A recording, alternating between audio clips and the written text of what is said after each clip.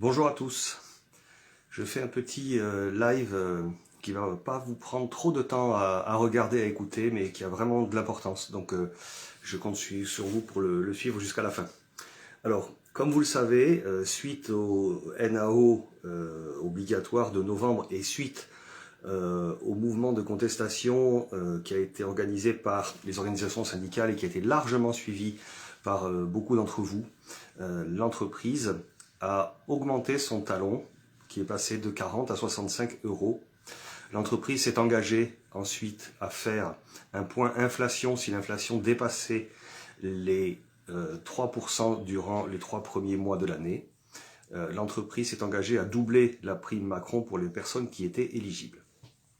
Donc ces trois éléments relativement forts sont le fruit d'un mouvement social sans précédent au sein de notre entreprise et il est important de le signaler. Alors pourquoi je vous parle de ça? Parce que ce fameux rendez-vous est prévu pour ce vendredi, ensuite que nous avons eu affaire à des communications de la part de l'entreprise via WorkChat qui sont assez étonnantes, donc je pense qu'il est important de rétablir un petit peu les choses.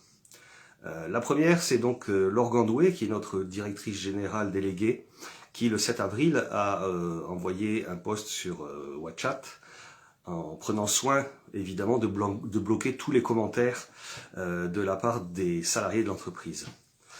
Donc, dans ce post, elle dit, je vais vous le lire, « La protection du pouvoir d'achat de l'ensemble de nos collaborateurs est notre priorité. » Donc des mesures ont été prises dans ce sens dès le mois de janvier 2022, à savoir le doublement de la prime inflation, l'augmentation du talon de 25 euros, portant sur la revalorisation des augmentations générales, avec un minimum donc de 65 euros, et enfin la neutralisation des déficits de la prime de progrès.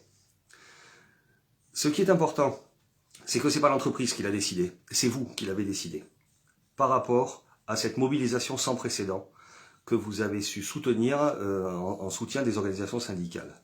Donc, je pense très sincèrement qu'il faudrait que l'entreprise arrête de donner de la contre-information. Il y a une chose à savoir quand même, c'est que si on n'avait pas fait des débrayages, si on n'avait pas fait des blocages entrepôts, l'entreprise se serait largement contentée de 40 euros et n'aurait certainement pas été sur les 25 euros supplémentaires. Les 25 euros supplémentaires sont dus vraiment au mouvement social dont on est tous acteurs. Ça, c'est la première chose. La deuxième chose, c'est que on voit passer aussi sur WhatsApp des communications d'entreprise qui, je cite encore, dans ce contexte d'inflation, l'entreprise souhaite aller plus loin qu'une simple réévaluation de la situation. Elle souhaite anticiper les NAO de novembre à la mi-avril, c'est-à-dire donc après-demain en ce qui concerne. L'objectif, tenir compte de l'inflation et préserver le pouvoir d'achat des collaborateurs en anticipant de 6 mois les NAO. Alors, ça, c'est de la communication entreprise. Maintenant, il faut traduire. Alors, moi, je vais vous traduire. Ça veut dire quoi? Ça veut dire que si on fait les NAO maintenant, on est dans un contexte d'inflation qui se trouve autour de 4,5%. Les projections de l'INSEE sur la fin de l'année sont entre 6 et 8. Ce qui veut dire que si on fait les NAO maintenant, ça veut dire qu'il n'y en aura pas au niveau salarial en novembre. Donc, si on prend l'hypothèse haute, l'entreprise décide d'augmenter tout le monde à hauteur du taux d'inflation. Ben, vous êtes augmenté aujourd'hui, mais comme il y a une projection beaucoup plus forte sur la fin de l'année, ben à la fin de l'année, l'entreprise nous dira « mais non, on l'a déjà fait en avril, donc on ne le recommence pas ». Ça veut dire quoi? Ben, ça veut dire simplement que si on suit la démarche de l'entreprise, qui soi-disant a des vocations humaines et de protection du pouvoir d'achat, et ben, si on suit ce qu'elle souhaite faire, eh bien vous allez avoir une augmentation du coût de la vie et de l'inflation qui sera supérieure à l'augmentation de votre salaire. C'est en ce sens-là que les organisations syndicales qui sont la CFTC, la CFDT, la CGT et Force ouvrière ont décidé de maintenir et de ne pas accepter que les NAO se fassent en mi-avril. C'est-à-dire qu'on maintient le rendez-vous inflation avec une réévaluation des salaires en avril, mais qui, même si elle viendra certainement en déduction, mais qui ne va pas empêcher la tenue des négociations en novembre, parce qu'en novembre, encore une fois, on peut se retrouver avec un taux d'inflation qui oscille entre 6 et 8%. Donc c'est pas un refus de négocier, c'est pas un refus d'aller vers de l'augmentation salariale. C'est un refus de se faire avoir finalement, hein. Ça s'arrête là. C'est-à-dire que je te donne 4 maintenant, comme ça je suis sûr de pas te donner 8 plus tard. Donc à un moment donné, l'entreprise doit prendre ses responsabilités. Nous avons pris les nôtres. Il est clair qu'après en avoir discuté avec beaucoup d'entre vous, avec mes homologues d'autres organisations syndicales, énormément de gens sont prêts à une nouvelle mobilisation.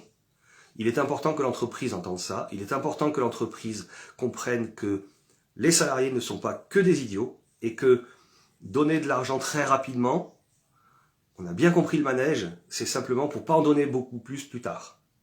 Donc, j'en appelle à vous, diffusez largement ce message parce qu'il est diffusé, on va dire, à la manière Leroy Merlin via Warchat et en disant les organisations syndicales ne veulent pas forcément faire une négociation de salaire malgré l'inflation. Non, c'est pas du tout ça.